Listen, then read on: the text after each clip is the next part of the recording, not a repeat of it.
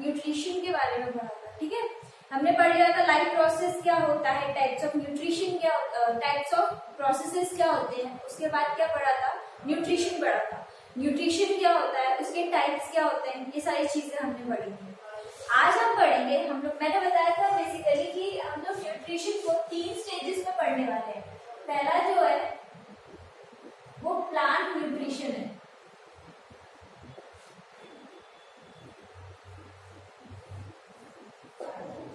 ठीक है। दूसरा जो था ना वो माइक्रो ऑर्गेनिज्म का हमें पढ़ना था, ठीक है। और तीसरा था ह्यूमन का पढ़ना था। ये 3 स्टेजेस के न्यूट्रिशन के बारे में हमें पढ़ना था। तो उसमें से हम लोग पहला जो न्यूट्रिशन पढ़ने वाले हैं आज वो है प्लांट न्यूट्रिशन, ठीक है। प्लांट न्यूट्रिशन में हम लोग प्लांट न्यूट्रिशन हम पढ़ेंगे। वैसे प्लांट्स जो होते हैं ना 2 तरीके से न्यूट्रिएंट्स एब्जॉर्ब करते हैं, लेते हैं। पहला जो तरीका होता है, मैंने बताया था कि जो न्यूट्रिशन है वो 2 टाइप का, जैसे ऑटोट्रॉफिक न्यूट्रिशन और दूसरा होता है हेटेरोट्रॉफिक न्यूट्रिशन।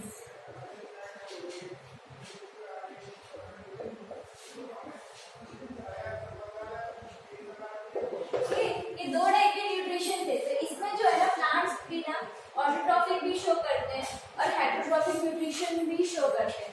तो जो ऑटोट्रॉफिक न्यूट्रिशन होता है ना, हम लोग सिर्फ उसके बारे में पढ़ने वाले हैं। हम लोग हेटेरोट्रॉफिक से हमें कोई मतलब नहीं रहेगा। हेटेरोट्रॉफिक में वही आ जाता है। हेटेरोट्रॉफिक में कौन सा आता है, जैसे आते हैं पैरासिटिक प्लांट्स।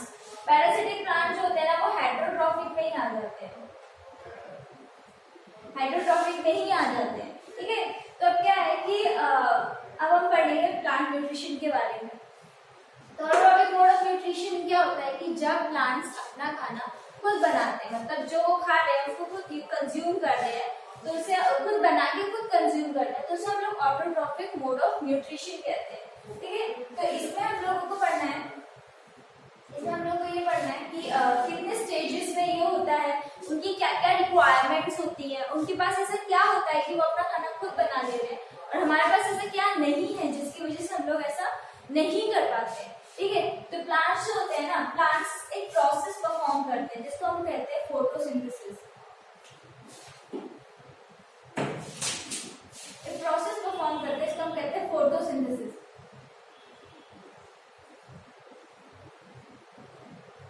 ठीक है। फोटोसिंथेसिस क्या है, फोटोसिंथेसिस वर्ड का ही मतलब है, फोटो मतलब होता है लाइट और सिंथेसिस का मतलब होता है सिंथेसाइज करना, मतलब बनाना, ठीक है। तो क्या होता है कि जब प्लांट्स लाइट को यूज करके अपना फूड सिंथेसाइज कर रहे हैं तो उसे हम कहते हैं photosynthesis, which means by synthesis of food by using light is known as photosynthesis। तो इस फोटोसिंथेसिस को करवाने के लिए हमें लाइट को ट्रैप करना पड़ेगा, ठीक है। लाइट को ट्रैप करने के लिए हम लोग क्या करेंगे, लाइट को ट्रैप करने के लिए प्लांट्स के पास कुछ ऐसा मटेरियल होना चाहिए जिसकी वजह से वो उस चीज को ट्रैप कर पाए। तो क्या करते हैं प्लांट्स जो होते हैं ना, उनके पास होता है एक स्पेशल टाइप का केमिकल जिसे हम कहते हैं क्लोरोफिल। क्लोरोफिल क्या है, क्लोरोफिल एक ग्रीन कलर का पिगमेंट होता है जो कहाँ मिलता है, जो मिलता है लीव्स में।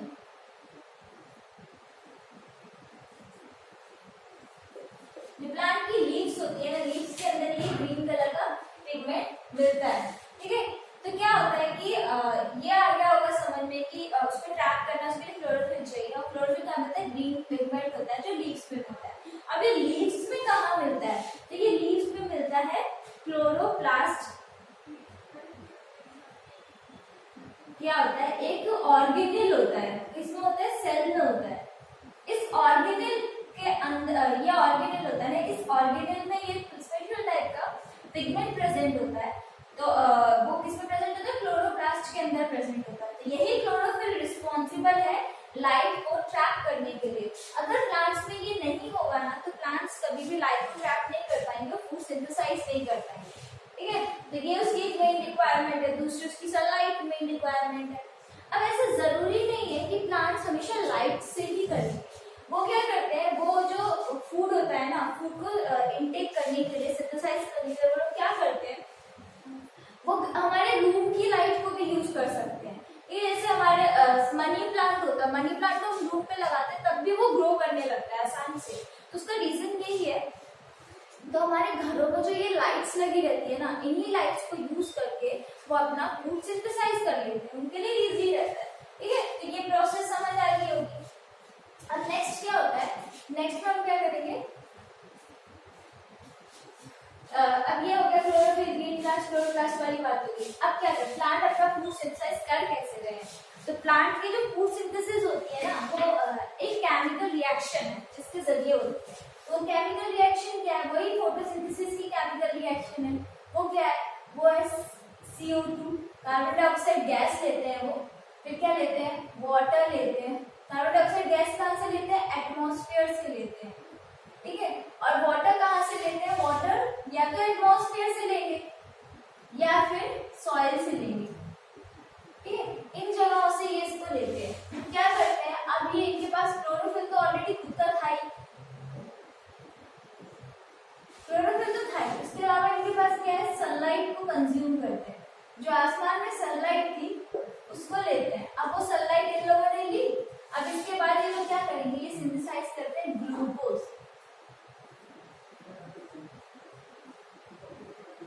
ग्लूकोज वो केमिकल है, उस केमिकल का नाम है जो ये लोग सिंथेसाइज कर रहे हैं।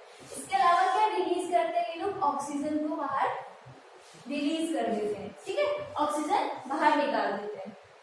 तो ये इनकी प्रोसेस है जिसके जरिए ये लोग ये कर रहे होते हैं।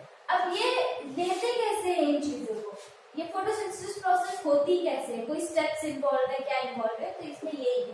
तो जो इसमें जो पहला स्टेप इन्वॉल्व होता है वो होता है intake of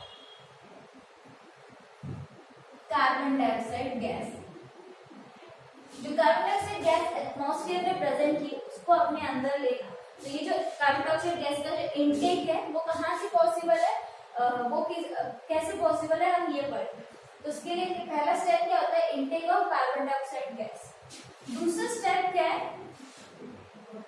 trapping of sunlight.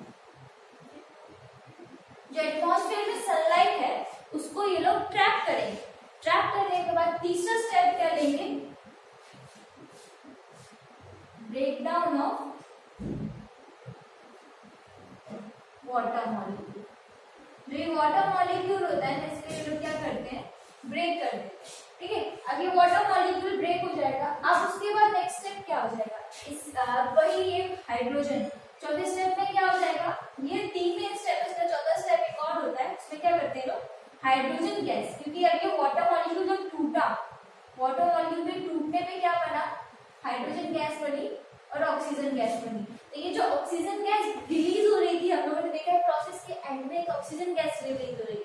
तो वो जो ऑक्सीजन गैस होती है वो कहाँ से जाती है, वो रिलीज होती है वाटर के मॉलिक्यूल से। अब ये हाइड्रोजन गैस क्या करेगी, attack on CO2 and forms C6H12O6 molecule। तो ये स्टेप्स है फॉर सिंथेसिस ऑफ क्या, ग्लूकोज। ठीक है, फोटोसिंथेसिस के ये स्टेप्स हैं सारे। अब हम पढ़ेंगे हर एक स्टेप के बारे में, हर एक स्टेप किस तरह से होता है, क्या प्रोसेस चलती है उसके बीच में, ये पूरा।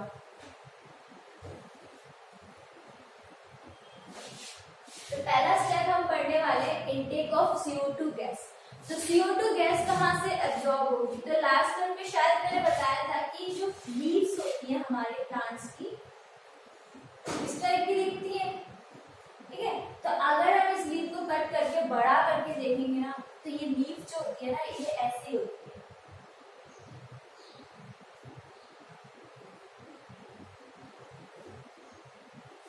ठीक है, इसके अंदर ये सेल्स प्रेजेंट होते हैं, ऐसे पूरे में ये सेल्स ऐसे ऐसे प्रेजेंट होते हैं। उसके बाद क्या होता है,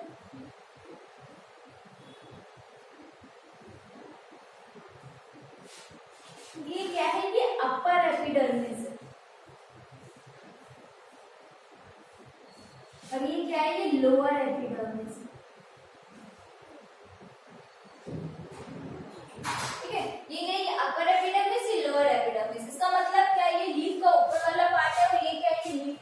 नीचे वाला पार्ट है। तो क्या होता है कि जो ये लीफ होती है ना हमारी, इसमें क्या होता है कि अपर पार्ट में जो स्टोमेटा होता है ना वो लो होते हैं। स्टोमेटा क्या होते हैं? स्टोमेटा एक स्पेशल टाइप के सेल्स होते हैं which are responsible for intake of CO2 gas. Gas का अंदर लेना, गैस के बाहर निकालने के लिए जो पूरा रिस्पॉन्सिबिलिटी है वो किसके ऊपर है? वो है इसके अपर, मतलब एक स्टोमेटा के पास होती है। ठीक है, तो ये स्टोमेटा, अब ये स्टोमेटा जो होते हैं ना वो अपर में लो होते हैं और लोअर में हाई होते हैं। इसका रीजन ये है क्योंकि ना सनलाइट होती है, सनलाइट है ऊपर इसका वो प्रेजेंट है। तो जब ये स्टोमेटा खुलते हैं ना गैस को अंदर लेने के लिए, तो इसकी वजह से वाटर भी बाहर निकल जाता है, और वाटर बाहर निकल जाएगा। वाटर किस लिए निकल जाएगा? इवेपोरेशन प्रोसेस के लिए। उस इवेपोरेशन प्रोसेस की वजह से क्या होता है कि ये जो वाटर होता है ना ये इवेपोरेट कर जाता है, बाहर निकल जाता है, और इसके इवेपोरेशन की वजह से ना प्लांट्स में पानी की कमी हो सकती है। इसलिए क्या तरीका इन लोगों ने निकाला है कि जो अपर पार्ट होता है ना उसमें कम होते हैं, सॉरी उसमें कम होते हैं स्टोमेटा, और जो लोअर पार्ट होता है उसमें स्टोमेटा ज्यादा होते हैं। ठीक है, अब ये तो हमें अपर लोअर एपिडर्मिस और स्टोमेटा का केस समझ आ गया। अब इसमें और क्या चीजें होती हैं? इसके अलावा इसमें ये स्पेशल टाइप की सेल्स होती हैं। जैसे लास्ट ईयर हमने टाइप्स ऑफ सेल पढ़ा था ना, पैरेन्काइमा सेल, कोलोनकाइमा सेल, तो ये सारी सेल्स इसमें प्रेजेंट होती हैं, लेकिन इनसे हमें मतलब नहीं है क्योंकि ये फोटोसिंथेसिस में कुछ खास रोल प्ले नहीं करती है। फोटोसिंथेसिस के लिए जो रोल प्ले कर रही है उसका नाम है mesophyll cell. Mesophyll cell last time हम लोगों ने पढ़ा था कि पैरेन्काइमा जो होता है ना वो दो टाइप के होते हैं, एक होते हैं कोलोनकाइमा, एक होते हैं एरेन्काइमा। तो ये जो है ना ये कोलोनकाइमा टाइप की सेल है, क्लोरेनकाइमा टाइप की सेल है।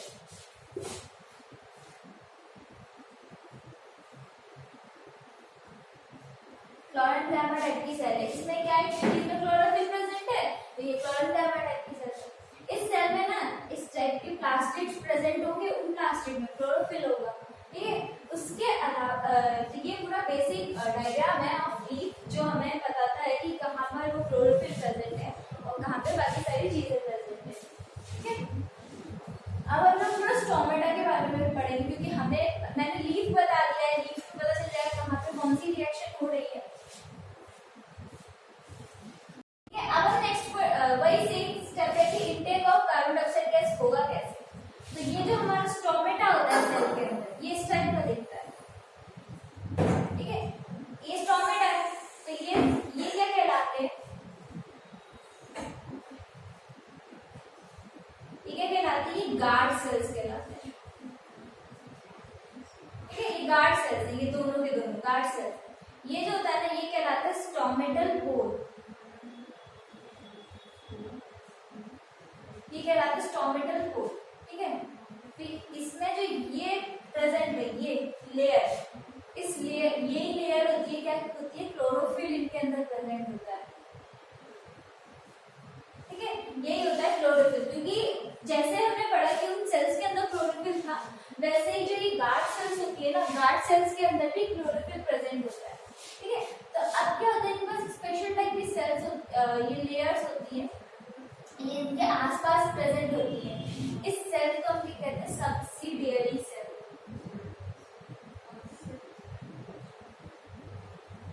सब्सिडियरी सेल कहते हैं,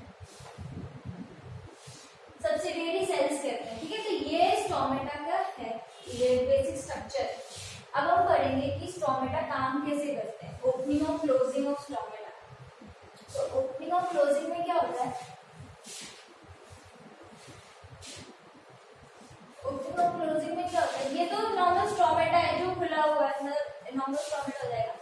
अब ये खुलेगा, जब स्टोमेटा ओपन होगा तब कार्बन डाइऑक्साइड गैस अंदर आएगी, और जब स्टोमेटा बंद होगा तो फिर कोई एक्सचेंज ऑफ गैस नहीं होगा। तो क्या होता है, जो स्टोमेटास होते हैं ना ये जब इस टाइप से प्रेजेंट होते हैं, ये हो गया, इसे हम कहेंगे ये क्लोज्ड स्टोमेटा है।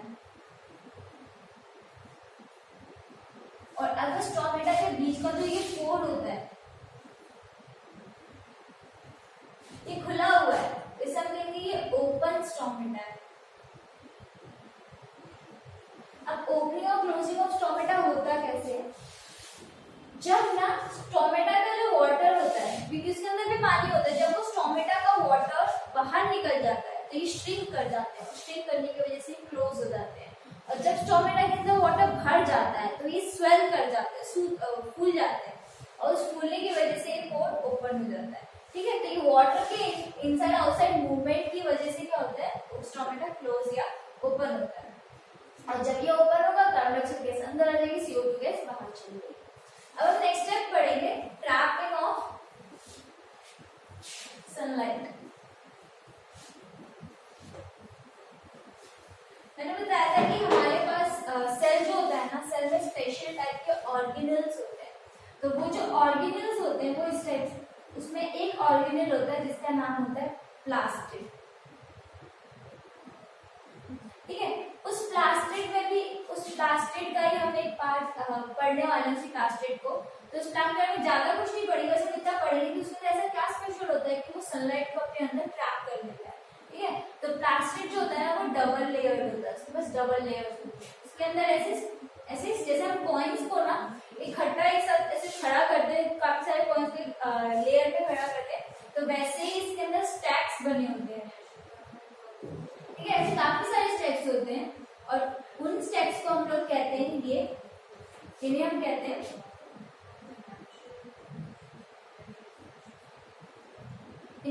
ग्रेना।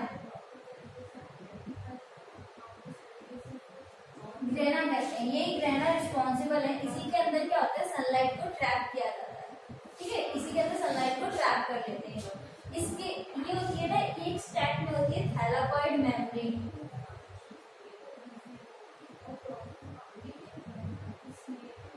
थैलाकॉइड मेम्ब्रेन जो होती है ना, वही क्या करती है, वो इसके अंदर क्लोरोफिल होता है,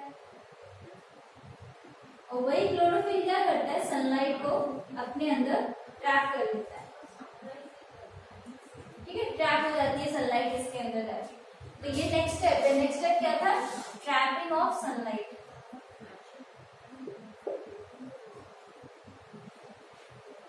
ठीक है, अब हम क्या करेंगे, अब नेक्स्ट इसके बाद स्प्लिटिंग ऑफ वाटर होगा। स्प्लिटिंग ऑफ वाटर में क्या हो जाता है, थर्ड स्टेप में क्या हो जाएगा, स्प्लिटिंग ऑफ वाटर।